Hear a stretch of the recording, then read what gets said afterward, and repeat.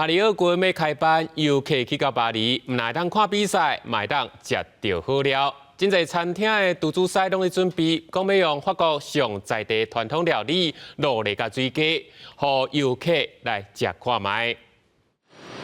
奥运开幕倒头算，巴黎街路嘛开始出现游客，真侪外国观光客是对真远的所在来，除了要来看运动员、感受巴黎的水，嘛有人会问讲，到巴黎应该食啥物较好咧？服务生真有气质，甲料理送过来，菜伫面头前的就是规盘的卤梨。I do like it. Yeah. It is good. First impression? It's good. I saw a lot of videos saying the flavor was good, but they didn't like the texture. It's really not that chewy to me.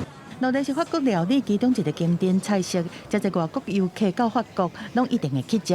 总好使甲特别选过的卤梨搅调味料，再搁送入去烘炉底烘，落尾再甲这香港港的卤梨送到人客面头前。这水鸡卡嘛是真正统的法国料理，有一个外国游客可能看到伊的外形都唔敢食。不过总好使认为讲，这就是法国料理的特色之一。On fait honneur aux traditions et justement on change rien et on change pas les recettes, on est fidèle à ce qu'on a toujours fait et on va continuer de le faire.